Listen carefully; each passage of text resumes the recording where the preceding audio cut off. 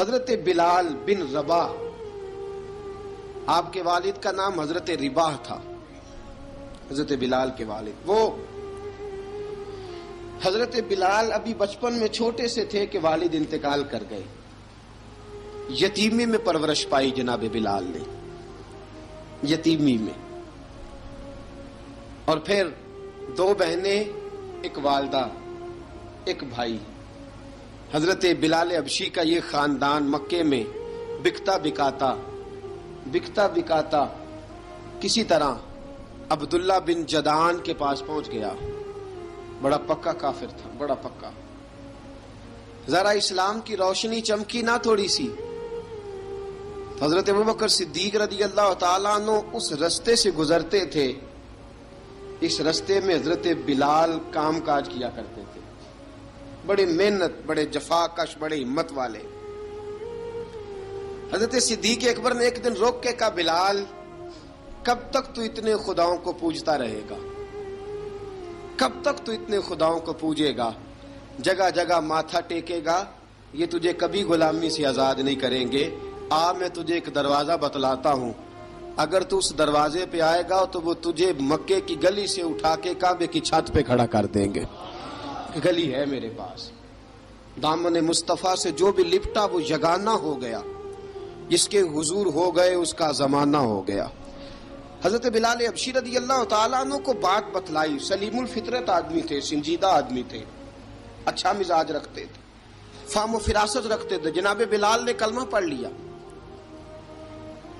کلمہ پڑھ کے نا تو سب لوگوں نے کہا، بہت سارے لوگوں نے اپنا اسلام چھپا کے رکھا ہوا تھا۔ دو واقعات ایسے ہوئے کہ حضرت بلال کا اسلام ظاہر ہو گیا۔ کسی کام سے بت خانے بھیجا عبداللہ ابن جدعان نے، بت خانے گئے تو لگے ہوئے تھے بت، کتار اندر کتار، بتوں کی کتاریں بنی ہوئی تھی۔ حضرت بلال نے مٹی اٹھائی اور بتوں کے منہ پہ مار کے کہنے لگے، جو اپنا چہرہ صاف نہیں کر سکتے وہ کسی کو نفع نقصان کیا پہنچائیں گے۔ جو لوگ دیکھ رہے تھے انہوں نے آ کے عبداللہ ابن جدعان کو بتایا، کہا تیرا غلام ہے اور تو بہت بڑا سردار بنتا ہے، تیری عزت خاک میں مل جائے گی کسی کو پتہ چل گیا کہ عبداللہ کا غلام مسلمان ہو گیا۔ عبداللہ بن جدعان نے راتوں رات امیہ بن خلف سے بات کی اور امیہ سے کہا، یار یہ غلام لے لو، مفتی لے لو۔ بتایا نہیں امیہ کو، بتایا نہیں کہ مسلمان ہو گیا ہے۔ امیہ نے لے لیا۔ امیہ بڑا سخت آدمی تھا، بڑی طبیعت میں سختی پائی جاتی تھی، اللہ اکبر، لیکن یہ محبت اور عشق یہ چھپائے چھپتے نہیں، اور مسلمان اپنے اسلام کا اظہار کیے بغیر رہ سکتا۔ ایک واقعہ اور رونما ہو گیا، حضرت بلال پھر ظاہر ہو گئے۔ ہوا کیا؟ حضرت عمار بن یاسر رضی اللہ تعالیٰ عنہ، مکے کے سارے کافر کٹھے ہو کے غریب آدمی کو مار رہے ہیں، غریب آدمی کو۔ جب اندر انسان کے چور ہوتا ہے تو بڑا سے بڑا آدمی بھی بزدل ہو جاتا ہے۔ جب اندر چور بیٹھ جائے نا تو بڑے سے بڑا آدمی بزدل ہو جاتا ہے، اور جب اندر صفائی ہو تو غریب سے غریب آدمی بھی بہادر ہو جاتا ہے۔ حق پہ ہونا چاہیے، سچا ہونا چاہیے، پھر بہادر ہو۔ حضرت عمار بن یاسر رضی اللہ، ایک غریب آدمی، مکے کے سارے سردار مکے کے چوک میں کٹھے ہیں اور ایک دیوار کے ساتھ کھڑا کیا ہوا ہے حضرت عمار بن یاسر کو، اور کوڑے مار رہے ہیں، زور زور سے کوڑے حضرت عمار بن یاسر رضی اللہ تعالیٰ عنہ کے بدن پہ لگتے ہیں، وجود لہو لہان ہے۔ حضرت عمار بن یاسر کو پتا تھا کہ بلال بھی مسلمان ہو گئے، لیکن ان کا خیال تھا کہ یہ کسی کو بتلائیں نہ تو ہی بہتر ہے۔ امیہ بن خلف آیا، سخت دھوپ تھی، جب کوڑے مار مار کے تھک گیا نا، ابو جال نے بھی مارا، ابو لہب نے بھی مارا، ابو سفیان نے بھی مارا، ابو البختری نے بھی مارا، اخنس بن شریک نے بھی مارا۔ امیہ بن خلف کی باری آئی تو تھک گیا نا مار مار کے، اسے پتا تھا کہ بلال بڑا سخت آدمی ہے، جو کام بھی کہو بلال کر دیتا ہے۔ امیہ نے کہا بلال سے، کہا بلال ادھر آ۔ حضرت بلال گئے، کہا یہ کوڑا پکڑ اور اس کو مار۔ جناب بلال نے کوڑے کی طرف دیکھا، پھر حضرت عمار کی طرف دیکھا۔ جناب عمار نہ دیوار سے ذرا آگے ہوئے تھوڑے سے، کانپتی ٹانگوں کے ساتھ تھوڑے آگے ہوئے اور حضرت بلال کے کان میں کہنے لگے یار 2-4 کوڑے مار لے، میرا کیا ہے، مجھے تو مار پاڑی رہی ہے نا، چل تو نہ اب اظہار نہ کر بیٹھنا، 2-4 کوڑے مار لے۔ حضرت سیدنا بلال حبشی نے نظر اٹھائی، جب پتا ہونا کہ سامنے آگ ہے اس میں کودنا بڑا مشکل کام ہے، جب پتا ہونا سامنے دریا ہے اس میں چھلانگ لگانا بڑا مشکل ہے، موت نظر آ رہی ہو تو اس طرف قدم اٹھتے نہیں۔ حضرت بلال کو پتا تھا یہ سارے کٹھے ہیں اور مجھے بھی ماریں گے، کوڑا دیا ہے اور اسلام اجازت دیتا ہے رخصت کی۔ آپ کی گن پٹی پہ کسی شخص نے پسٹل رکھ دیا اور اس نے کہا کہو کہ میں کافر ہوں تو اجازت ہے، کہہ دو، جان بچاؤ، اسلام اجازت دیتا ہے۔ لیکن سیدنا بلال، حضرت بلال رضی اللہ تعالیٰ عنہ، حضرت بلال حبشی رضی اللہ تعالیٰ عنہ نے حضرت عمار بن یاسر نے کہا یار تو 2-4 کوڑے مار لے لیکن اپنا آپ بچا۔ حضرت بلال کہنے لگے ٹھیک ہے، حضرت بلال کہتے ہیں ٹھیک ہے میں 2-4 کوڑے مار لیتا ہوں لیکن اپنا آپ بچا لیتا ہوں۔ اب جلدی سے امیہ بن خلف چلایا، کہنے لگا تجھے کہا کوڑا مار، پکڑ کوڑا۔ حضرت بلال نے کوڑا ہاتھ میں لیا، ایک دفعہ امیہ کی طرف دیکھا، پھر ابو جہل کی طرف دیکھا، پھر ابو لہب کی طرف دیکھا، سارے کافروں پہ نظر دوڑائی اور پھر عمار بن یاسر کی طرف دیکھا، کہا عمار تو مار کھا سکتا ہے تو میں نہیں کھا سکتا، عمار تیرے وجود پہ زخم لگ سکتے ہیں تو میرے پہ نہیں لگ سکتے، عمار جس خدا کا تو کلمہ پڑھتا ہے اسی کا میں پڑھتا ہوں، اور جس زلفوں کا تو قیدی ہے میں بھی اسی محمد عربی کی زلفوں کا قیدی ہوں۔ اب دیکھ ذرا مل کے مار کھانے میں کیا مزہ ہے، ذرا دیکھتے ہیں ذرا کٹھے ہو کے ظلم سہنے میں کیا لطف آتا ہے۔ حضرت سیدنا بلال حبشی نے زور زور سے کوڑا گھمایا، اعلان بغاوت ہونے لگا ہے، بلال آنے لگے ہیں میدان عمل میں۔ جناب بلال نے زور زور سے کوڑا گھمایا اور گھما کے دور پھینکا اور امیہ کی طرف دیکھ کے کہنے لگے یہ عمار اکیلا نہیں، اسے تنہا نہ سمجھنا، یہ اکیلا مار نہیں کھائے گا۔ اشہد ان لا الہ الا اللہ واشہد ان محمدا عبدہ ورسولہ، فرمایا تیاری کر کے نکلو، اب عمار اکیلا مار نہیں کھایا کرے گا، جب عمار مار کھائے گا تو اس کے ساتھ حصہ داری کرنے بلال بھی آیا کرے گا۔ حضرت بلال میدان عمل میں، اب کافروں پہ سناٹا چھا گیا۔ بلال تیری جرت، تیری یہ ہمت، تو انکار کرے، تیرا یہ چارہ، تیرے منہ سے یہ لفظ نکلے، ان الذین قالوا ربنا اللہ ثم استقاموا تتنزل علیہم الملائکہ الا تخافوا ولا تحزنوا وابشروا بالجنۃ التی کنتم توعدون۔ رب فرماتا ہے تم کہو میں نے اللہ کو مان لیا، رب کو مان کر پھر ڈٹ جانا، تمہاری دنیا مدد کرے نہ کرے اللہ تمہاری مدد کے لیے فرشتوں کا نزول فرما دے گا، لوگ مدد کرے نہ کرے اللہ کے فرشتے تمہاری مدد کریں گے۔ جناب سیدنا بلال نے اعلان کر دیا میں نہیں ماروں گا، ادھر آ ستمگر ہنر آزمائیں، تو تیر آزما ہم جگر آزمائیں، فرمایا کر لو تیاری آ جاؤ۔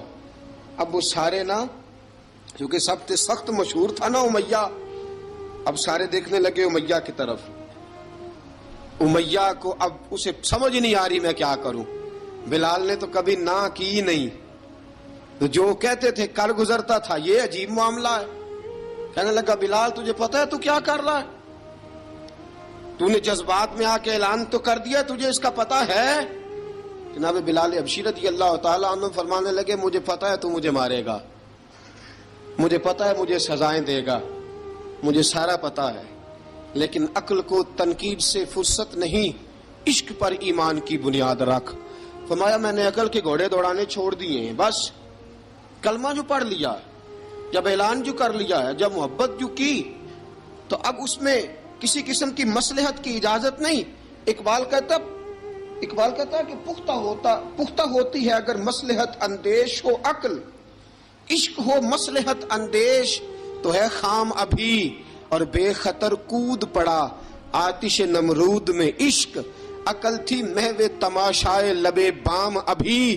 فرمایا عقل پختہ ہوتی ہے اگر سوچا جائے، عشق کے معاملے میں سوچا جائے تو عشق کمزور ہوتا ہے، وہاں سوچنے سمجھنے کی اجازت ہوتی نہیں۔ سوچنا سمجھنا تھا کلمہ پڑھنے سے پہلے، اب تو پڑھ لیا، اب سوچنے کا نہیں، اب عمل کرنے کا وقت ہے۔ اب جناب بلال پر سختی شروع ہوئی، مارنا شروع ہوئے. کس کس انداز میں مارا؟ لوہے کی سلاخیں پہنا کر عرب کی تپتی ہوئی ریت پہ لٹا دیا.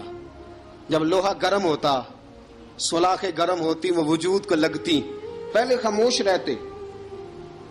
پہلے علامہ ندوی نے لکھا پہلے چپ رہتے، پہلے احد احد نہیں کہتے تھے، پہلے احد احد نہیں کہتے. جب تکلیف بڑھ جاتی نا تو پھر زبان سے نکلتا احد احد احد. وہ وحدہ لا شریک ہے، وہ وحدہ لا شریک ہے. جب تکلیف بڑھتی پھر امیہ کیا کرتا؟ پھر امیہ حضرت بلال رضی اللہ تعالیٰ عنہ کے گلے میں رسی ڈالتا اور مکے کے اوباش لڑکوں کے ہاتھ میں دیتا. مکے کی گلیوں میں کبھی کسی پاگل کو آپ گزرتے دیکھو نا، لڑکے اسے چھیڑ رہے ہوں، آپ کو پتا ہے وہ پاگل ہے، اس نے زیادتی بھی کی ہے. لڑکے چھیڑتے ہوں تو بزرگ اور سیانے لوگ منع کرتے، کہتے ہیں بدتمیزوں نہ کرو، وہ تو بیچارہ دیوانہ ہے، وہ تو پاگل ہے. مکے کی گلیوں میں حضرت بلال جب گلے میں رسی ڈال کے، ذرا دوستوں خیال تو کرو، بٹن کھلا ہو تو ہم بازار میں جانا پسند نہیں کرتے، کپڑے تھوڑے میلے ہوں تو گلی میں نکلتے نہیں. بلال تو مہذب آدمی ہے، سنجیدہ آدمی ہے، یہ کیا ہو رہا؟ حضرت بلال کے گلے میں رسی ڈال کے نا جب مکے کی گلیوں میں وہ نوجوان دوڑایا کرتے تھے، حضرت بلال رضی اللہ تعالیٰ عنہ کے قریب سے گزرتے تو گزرنے والے بھی عجیب بات کرتے. کوئی کہتا ذرا اور کلمہ پڑھ، کوئی کہتا بلا اب اپنے خدا کو تجھے بچائے، کوئی کہتا بلال تجھے کیا ضرورت پڑی تھی یہ سارا کچھ کرنے کی. ایک آدمی آیا کہنے لگا بلال اگر تیرا رب سچا ہے، تیرے رسول سچے ہیں، پھر تجھے بچاتے کیوں نہیں؟ پھر تجھے بچاتے کیوں نہیں؟ جب تو اتنا مخلص مومن ہے اور اتنا تیرے اندر خلوص پایا جاتا ہے تو وہ آتے کیوں نہیں تیرے دفاع کے لیے؟ وہ تیرے لیے ڈھال کیوں نہیں بنتے؟ حضرت بلال حبشی کا جواب بڑا زبردست تھا. جناب بلال کہنے لگے میں مخلص تو ہوں، میرا رب قادر بھی ہے، لیکن فرمایا جب تم جاتے ہو نا بازار میں برتن خریدنے، مٹی کا برتن لینا ہو تو ذرا ٹھوک بجا کے چیک کرتے ہو کچا ہے کہ پکا ہے. فرمایا رب رسول بھی ذرا ٹھوک بجا رہے ہیں کچا ہے کہ پکا ہے. فرمایا میں دعا کرو میں امتحان میں پورا اتروں، دعا کرو میں امتحان میں پورا اتروں. وہ ذرا مجھے ٹھوک بجا کے چیک کر رہے ہیں، ٹھوک بجا کے. حضرت بلال حبشی مارا ستایا تینوں لب دیاں آپ گواچے، سانو اپنی خبر نہ کوئی، ساتھوں پارے ککھ گلیاں دے، سانو آخ دے لوگ شدائی، ننگ نموس دا ساڑ کے چولا، گل پہنے تاج گدائی، آزم اپنا آپ گوایا تاں یار نے چاتی پائی. حضرت بلال حبشی اتنی مار، اتنی تکلیفیں. اچھا حضرت صدیق اکبر گزرے. اچھا ایک بات اور لکھی ہے سیرت نگاروں نے، وہ کہتے ہیں کہ ایک تو تھا نا جب تکلیف ہوتی تھی تو احد احد کہتے تھے، ایک جب کوئی کافر نظر آتا تھا نا اس طرح بندہ چڑھاتا نہیں کسی کو، جب کوئی بے ایمان کافر نظر آتا حضرت بلال کو تو آپ فرماتے احد احد احد، اللہ ایک ہے، اللہ ایک ہے، اللہ ایک ہے، اللہ ایک ہے. جب کوئی نظر آتا اب وہ مارتا، پھر آہستہ آہستہ وظیفہ پاک گیا، پھر سارا دن احد احد چلتا رہتا، سارا دن احد احد چلتا رہتا. حضرت صدیق اکبر گزرے قریب سے، بڑی تکلیف ہوئی. جناب ابو بکر صدیق رضی اللہ تعالیٰ عنہ نے کہا بلال اونچی ذکر نہ کیا کر، آہستہ کر لیا کر، اونچی آواز میں مارتے جو ہیں تجھے تو اس طرح کر، ذرا ذکر دو ہے نا، ایک ذکر جلی ہے ایک ذکر خفی ہے، تو دل میں ذکر کر لیا کر، اونچا نہ کیا کر، مار سے تو بچ جا. تو بلال نے کہا ٹھیک ہے، آپ نے جو نسخہ دیا اس پہ عمل کروں گا. 2 دن حضرت بلال حبشی نے دل میں ذکر کیا، مار ہی نہیں پڑی، مار ہی نہیں پڑی. جفا جو عشق میں ہوتی ہے، اقبال کہتا ہے جفا جو عشق میں ہوتی ہے وہ جفا ہی نہیں، ستم نہ ہو تو محبت میں کچھ مزہ ہی نہیں. حضرت بلال کو مارنا نہ پڑی، 2 دن مار نہ کھائی تو تیسرے دن امیہ داخل ہوا تو کہنے لگے احد احد احد. اس نے پھر پکڑ لیا درہ، پھر اٹھایا کوڑا، پھر لگا مارنے. جناب حضرت بلال حبشی رضی اللہ تعالیٰ عنہ کو مار پڑ رہی ہے. جناب صدیق اکبر گزرے، کہا بلال تجھے منع کیا تھا، تو پھر شروع ہو گیا ہے. کہا حضور آہستہ ذکر کرنے میں مزہ ہی نہیں آتا، یہ مجھے مارتے نہیں، کسی کو کیا پتا چلے گا کہ بلال پہ سختیاں ہو رہی ہیں. حضرت بلال حبشی. اب سیدنا صدیق اکبر فرماتے ہیں کہ رسول پاک گزرے، بلال کو مار پڑ رہی تھی، میرے حبیب پاک کی آنکھوں میں آنسو آ گئے. بے خبر ہو جو غلاموں سے وہ آقا کیا ہے. حضور کی آنکھوں میں آنسو، اور حضور نے دعا فرمائی کہ یا اللہ میرے بلال کو نجات دے دے، یا اللہ میرے بلال کو نجات دے دے. رسول پاک یہ کہہ کے گزر گئے. ایک کونے میں، حرم شریف کے کونے میں بیٹھ کے رسول پاک رو رہے ہیں. جناب صدیق اکبر نے کہا حضور کیا ہوا؟ فرمایا ابو بکر سوچ رہا ہوں خدا اگر مجھے پیسے دے تو میں بلال کو خرید لوں، اگر رب پیسے دے تو خرید لوں، سوچ رہا ہوں. جناب ابو بکر صدیق گھر گئے، گھر جا کے حضرت عباس کو بھیجا، کہا امیہ میرا مخالف ہے، مجھ سے وہ بات نہیں کرے گا، آپ جائیے، آپ جا کے کہیے بلال کو بیچ ڈالے. حضرت عباس نے جا کے کہا بلال کو بیچ دو.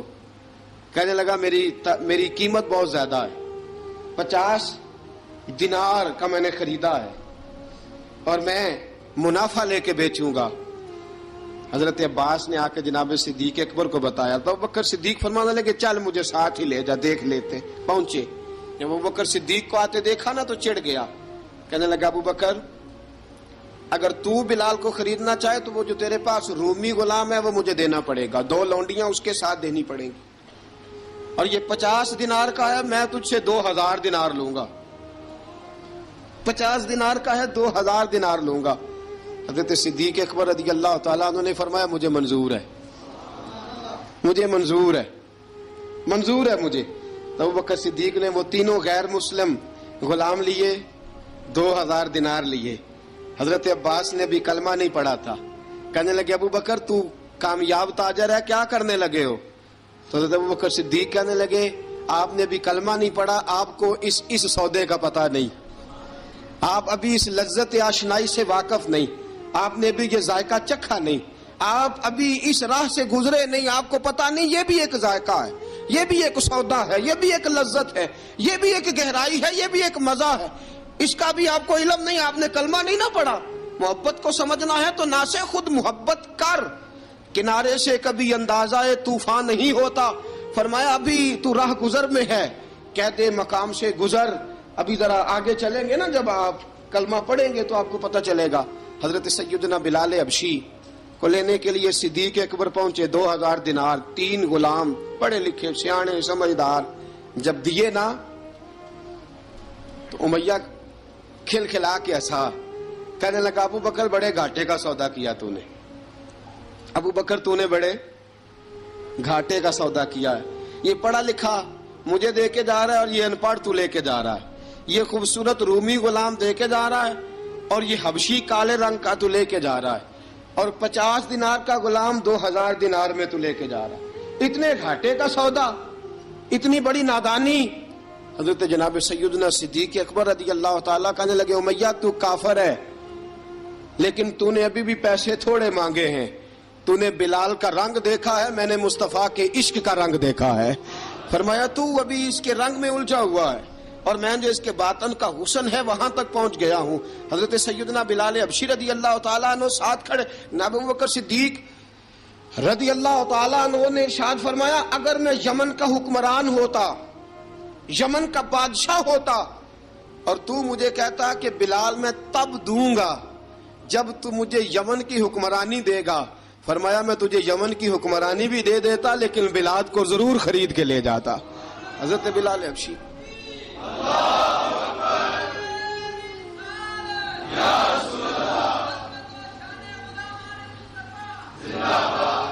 جناب سیدنا بلال حبشی، حضرت سیدنا ابو بکر صدیق فرماتے ہیں جب میں بلال کو لینے گیا تو حال پتہ کیا تھا؟ ادھر دیکھیے گا. فرماتے ہیں کہ ٹانگیں اوپر کر کے نا جس طرح آدمی رکوع میں بیٹھتا ہے اس طرح کر کے نا ٹانگیں، اور سر پھر زمین کو لگا کے اس طرح سجدے میں آپ جاتے ہیں، لیکن بالکل ٹانگوں کے ساتھ سر رکھ کے.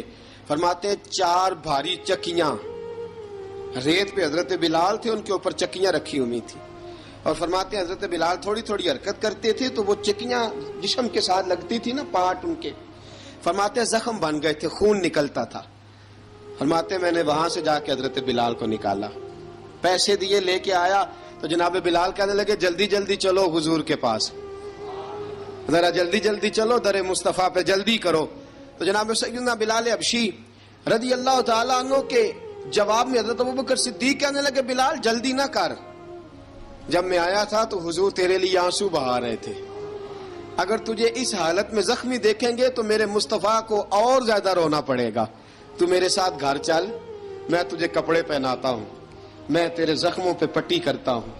حضرت ابوبکر صدیق مزاج شناسائے نبوت تھے نا، فرمایا چل میرے ساتھ، میں ذرا تیری مرم پٹی کر لوں، میں ذرا تیرا منہ دھو ڈالوں، میں ذرا تجھے کنگھی کر لوں، تو میرے ساتھ چل۔ جناب بلال فرماتے ہیں جب سے پیدا ہوا تب سے غلام تھا، کبھی کسی نے میرے کپڑوں کی فکر نہیں کی تھی، مجھے تو امیہ 4 دن روٹی نہیں دیتا تھا۔ فرماتے ہیں جب میں گیا ابوبکر کے ساتھ، ابوبکر صدیق نے ایک چٹائی بچھائی، صدیق اکبر چٹائی کے اوپر میرے ساتھ بیٹھ گئے۔ فرماتے ہیں ابوبکر نے تیل منگایا، وہ تیل میرے زخموں پہ، ابوبکر صدیق نے وہ تیل میرے سر پہ، میری داڑھی پہ، فرماتے ہیں پھر کنگھا کیا، پھر ابوبکر صدیق نے ایک جوڑا منگایا، وہ کپڑے مجھے پہنائے، ابوبکر صدیق نے پگڑی منگوائی، وہ پگڑی کھول کے میرے سر پہ بندھوائی۔ فرماتے ہیں ابوبکر نے مجھے تیار کیا، فرمایا تو آج جا رہا ہے در رسالت مآب پہ، در رسالت مآب پہ، آج تو پہنچ رہا ہے حضور کے دروازے پہ، بن کے جوگن مدینے نو جاواں گی میں، جو بیتی نبی نو سناواں گی میں۔ حضرت جناب سیدنا، اور وہ کسی شاعر نے تو بڑی شاندار بات کی، اس نے کہا بڑی امید ہے سرکار قدموں میں بلائیں گے، کرم کی جب نظر ہوگی مدینے ہم بھی جائیں گے، اگر جانا مدینے میں ہوا ہم غم کے ماروں کا، مکینے گنبد خضرا کو حال دل سنائیں گے۔ حضرت بلال حبشی رضی، ان کے دل میں بڑی امنگ تھی آج جاؤں گا در رسالت مآب پہ۔ ملا رومی لکھتے ہیں کہ جناب سیدنا صدیق اکبر نے سجایا سوارا، جناب بلال کے آنسو رکتے ہی نہیں، کہا باپ ہوتا ہے جو خدمتیں کرتا ہے، میں نے آنکھ کھولی تو باپ کا سایہ تو میں نے دیکھا ہی نہیں، اور فرمایا ماں تھی تو ماں جب بھی میں کام کر کے آتا تھا تو مجھے دیکھ کے میری اماں بس رو دیا کرتی تھی، 2-3 بہنیں تھیں، اور حضرت بلال فرمانے لگے ان بہنوں کو میں دیکھتا تھا تو وہ میرا حال دیکھ کے روتی تھی، اور جب وہ مجھے دیکھتی تھی تو میں رو دیا کرتا تھا۔ فرمایا ابوبکر میں نے تو یہ رنگ ڈھنگ دیکھے نہیں جو آج تو مجھے دکھا رہا ہے۔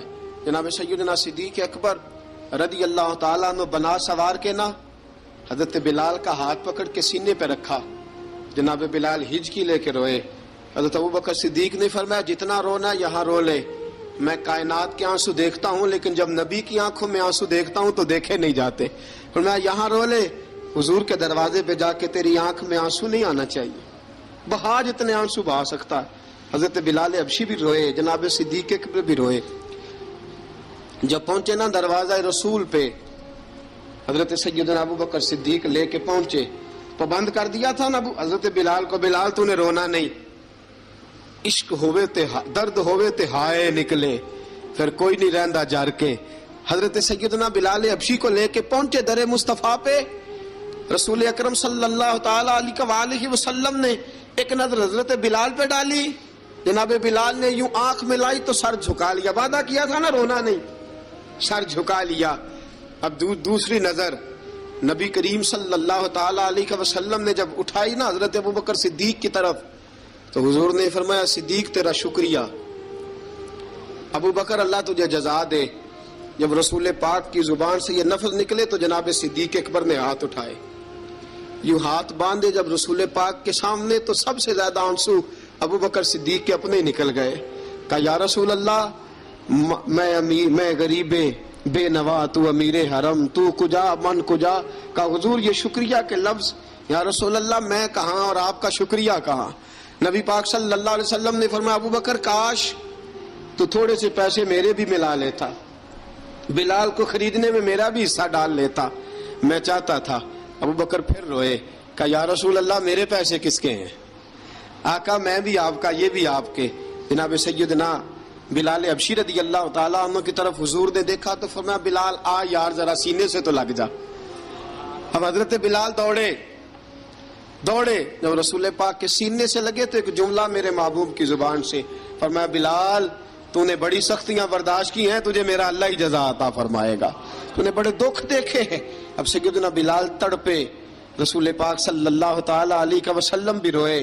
حضور نے اپنے ساتھ بٹھا لیا سیدنا بلال کو، حضور نے گھر پیغام بھیجا، فرمایا ختیجہ گھر میں کچھ ہے تو بھیجو، بلال آیا ہے۔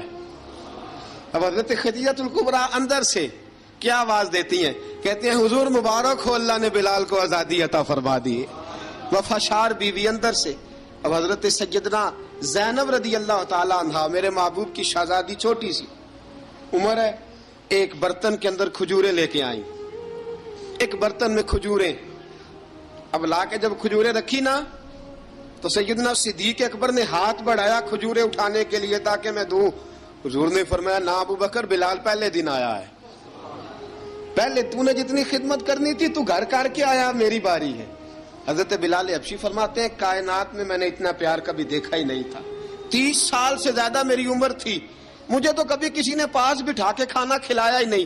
فرماتے ہیں رسول پاک سخت سخت کھجوریں سائیڈ پہ کرتے، اندر سے نرم کھجور نکالتے، اس کھجور سے تھوڑا سا چھلکا جدا کرتے، فرماتے ہیں پھر اس کو توڑتے، اس کے اندر سے وہ گھٹلیاں اتار کے حضور ایک سائیڈ پہ کرتے، وہ نرم کھجور رسول جب میری طرف بڑھاتے، حضرت بلال فرماتے ہیں بھوک تو بڑی تھی لیکن آج بھوک ساری بھول گئی تھی۔ آج مجھے یوں لگتا تھا جیسے میں زمین پہ نہیں عرش کی بلندیوں پہ بیٹھا ہوا ہوں۔ آج لگتا تھا کائنات کی ساری نعمتیں، ساری رحمتیں، سارا کرم، ساری عطا، سارا فضل، ساری عنایتیں میری جھولی میں گھر گئی ہیں۔ فرماتے ہیں رسول پاک صلی اللہ تعالی علیہ وآلہ وسلم نے مجھے بڑے محبت سے بٹھایا، حضور علیہ السلام نے محبت سے کھلایا، دودھ پلایا۔ فرماتے بڑا پیار کر کے نا تو جناب سیدنا صدیق اکبر نے کہا حضور بلال کی ڈیوٹی کیا ہوگی؟ حضور بلال کی ڈیوٹی کیا ہوگی؟ حضرت بلال کہنے لگے حضور میں فارغ رہنے کا تو عادی نہیں، میں تو جفا کا آدمی ہوں، محنت کرنے والا، ڈیوٹی کیا ہوگی؟ رسول پاک نے فرمایا بلال یہ میرا گھر ہے، آج کے بعد میرا نہیں یہ تیرا گھر ہے۔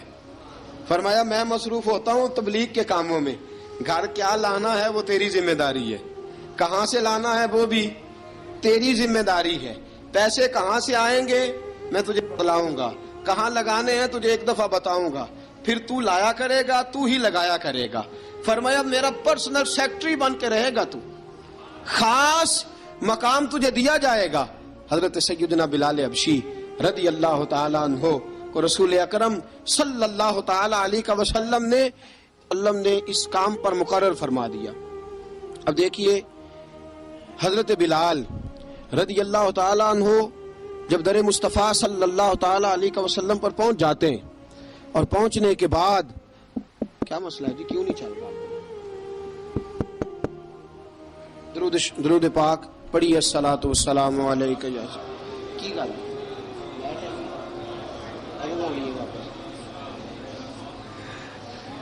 میں یہ گزارش کر رہا تھا کہ حضرت بلال حبشی رضی اللہ تعالیٰ عنہ کو رسول پاک نے یہ ڈیوٹی عطا فرما دی۔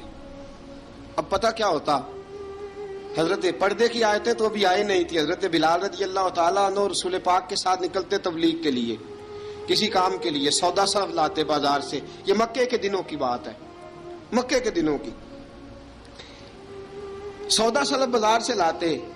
اب 4 بیٹیاں تھیں حضرت خدیجہ الکبریٰ کی، گھر کے کام کاج ہوتے تھے، جب ذرا فارغ ہوتے دروازے پہ دستک دیتے، حضرت خدیجہ فرماتی بلال تو آ گیا ہے، وہ دستک سے پہچانتی ہیں کہ بلال کے دستک ہے، بلال آ گیا ہے۔ کہا اماں جی میں سارے کام کاج باہر کے ختم کر آیا ہوں، گھر کا کوئی کام ہے تو ذرا مجھے بتاؤ۔ آپ فرماتی گھر کے کام ہے پر میں کر رہی ہوں۔ اب حضرت بلال گلنا شروع کرتے، یہ ہے محبت۔ آج اگر ہم کہیں خادم ہو بھی نہ تو بہانے ڈھونڈتے پھرتے ہیں فارغ ہونے کے۔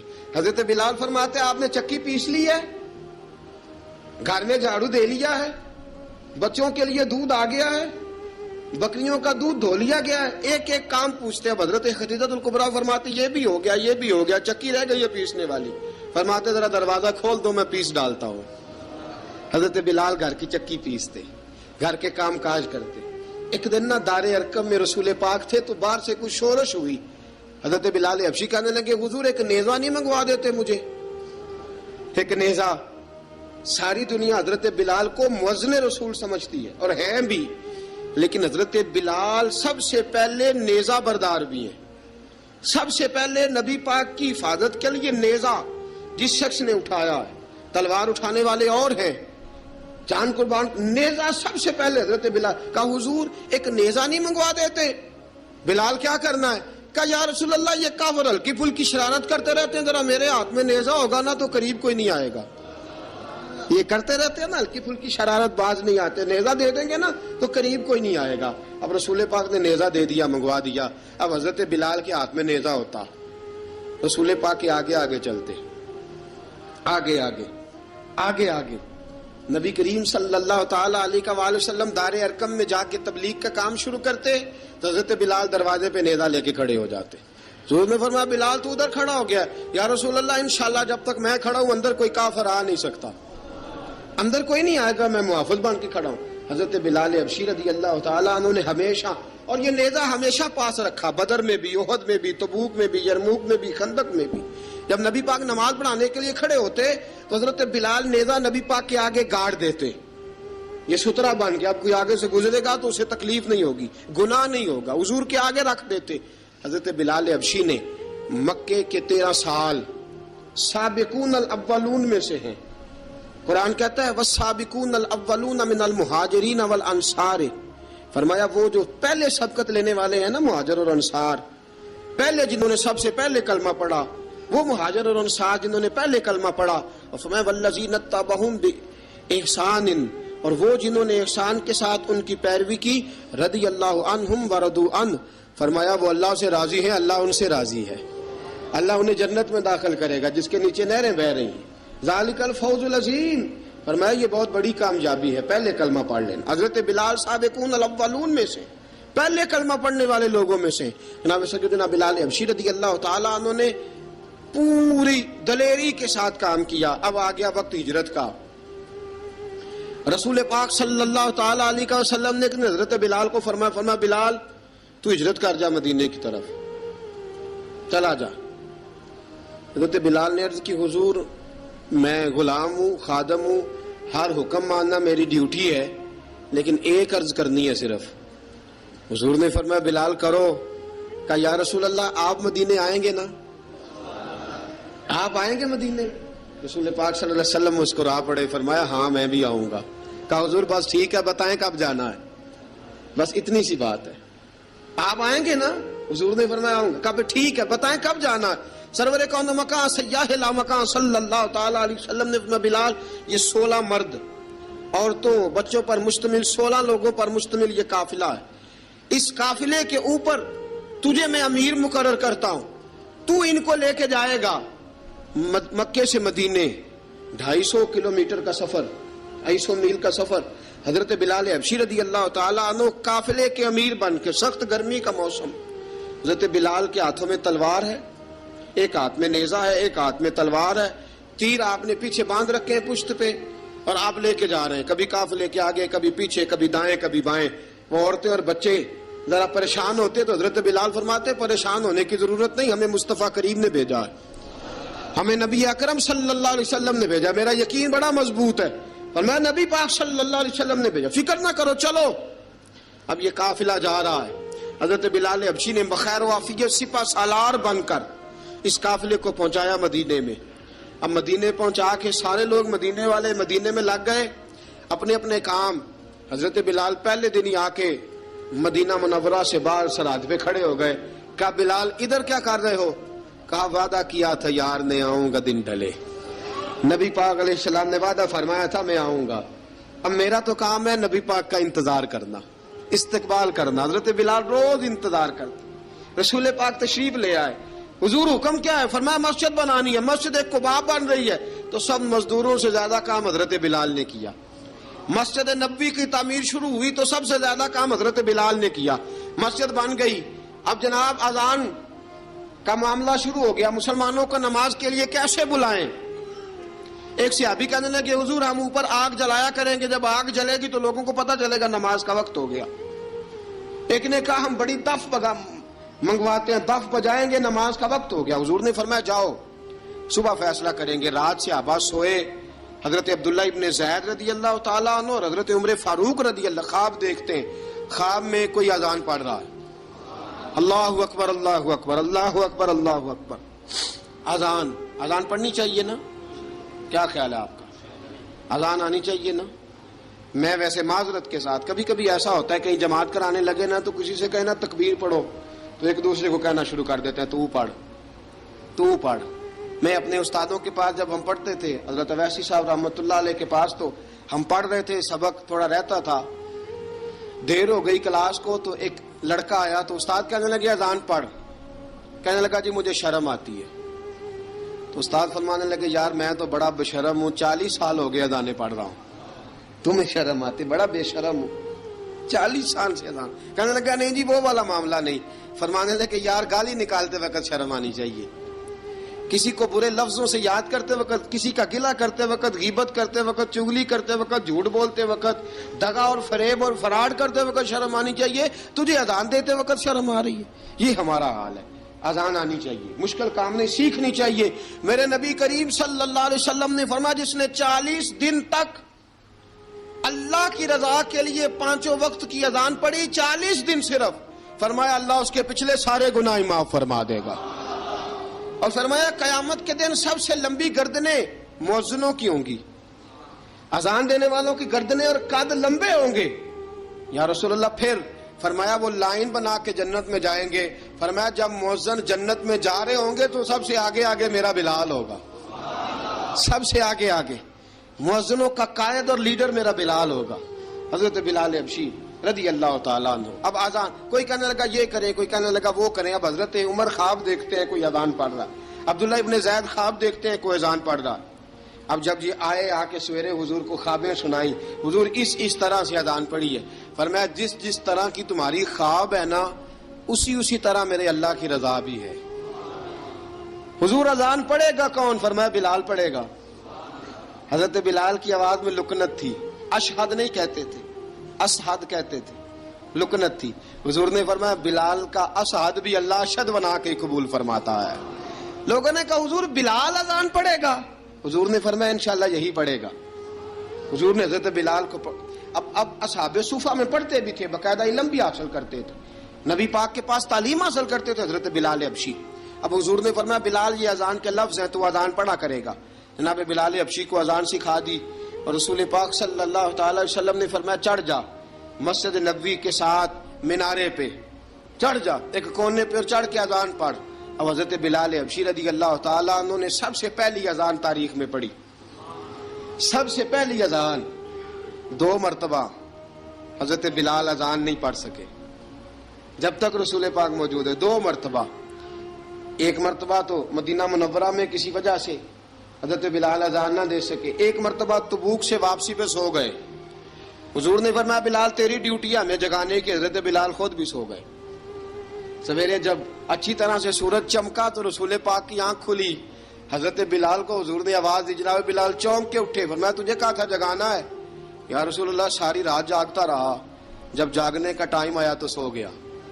میں نے کہا میں ذرا کمر سیدھی کر لوں. حضور بس لیٹا ہی ہوں تو آنکھ لگ گئی، ٹیک لگائی ہے بس میں نے، پتھر کے ساتھ آنکھ لگ گئی. حضور نے فرمایا چلو پڑھو اذان. حضرت بلال نے اذان پڑھی اور سورج چمکتے میں رسول پاک نے نماز ادا فرمائی.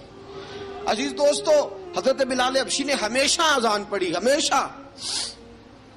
نبی کریم صلی اللہ تعالی علیہ وسلم کے صحابہ ایک دن حضرت بلال سے کہنے لگے بلال تو ساری زندگی اذان پڑھتا رہا، مزہ کب آیا اذان پڑھنے کا؟ مزہ کب آیا؟ حضرت بلال کہنے لگے ایک اس دن جس دن مجھے حضور نے اذان سکھائی تھی، بڑا لطف آیا تھا حضور سے اذان سیکھنے کا. اور فرمایا ایک اس دن مجھے مزہ آیا جب میں نے کعبے کی چھت پہ کھڑے ہو کے اذان پڑھی ہے. حضرت بلال فرماتے ہیں سارے کافر زمین پہ کھڑے تھے گردنیں جھکائے، اور میرے مصطفیٰ کریم جب کسوا نامی اونٹنی پہ بیٹھے تھے نا اور میں اذان دے رہا تھا تو میں آج بڑا راضی تھا. میں کہہ رہا تھا یا اللہ کیا بات ہے، آج تو نے میرے حبیب کو کتنی عزتوں سے نوازا ہے.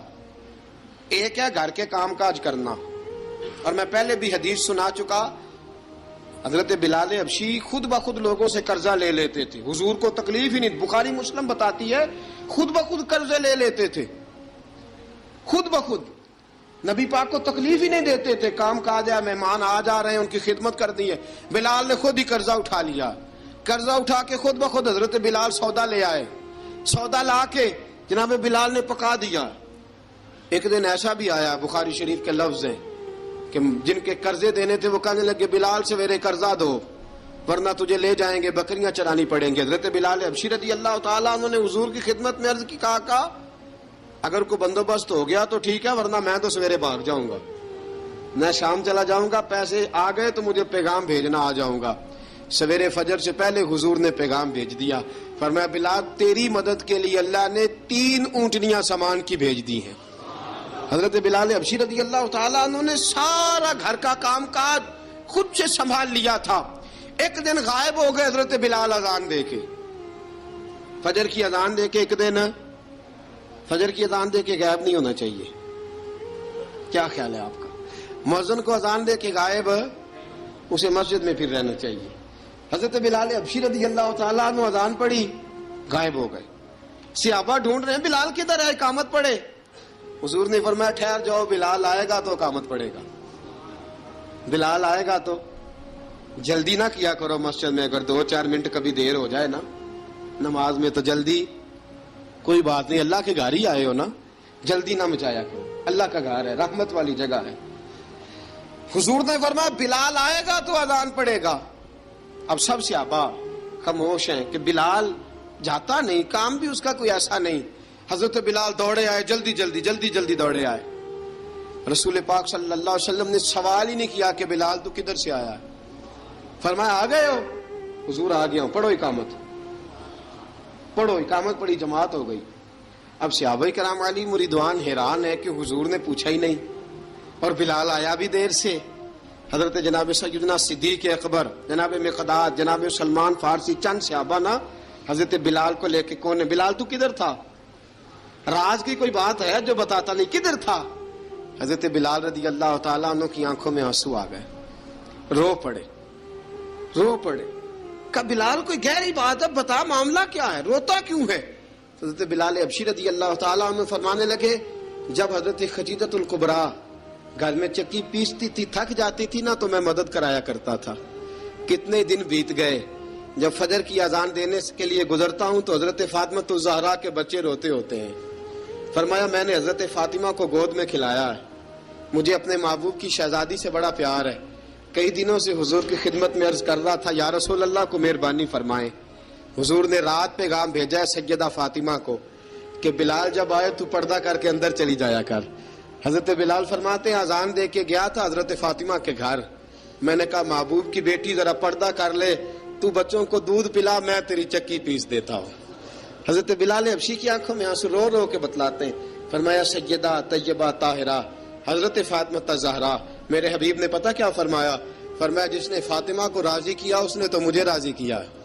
حضرت سیدنا بلال حبشی فرماتے ہیں میں نے چکی پیسی اور میں تمہیں کیا بتاؤں، میرے محبوب کی بیٹی نے مجھے بڑی ہی دعائیں دی ہیں، انہوں نے مجھ پر بڑا ہی اظہار محبت فرمایا ہے۔ فرمایا میں آذان سے لے کر جماعت تک لوگ تسبیحاں رولتے ہیں، لوگ قرآن کی آیات کی تلاوت کرتے ہیں، آذان سے لے کر جماعت تک لوگ مختلف قسم کے اذکار میں مشغول ہوتے ہیں۔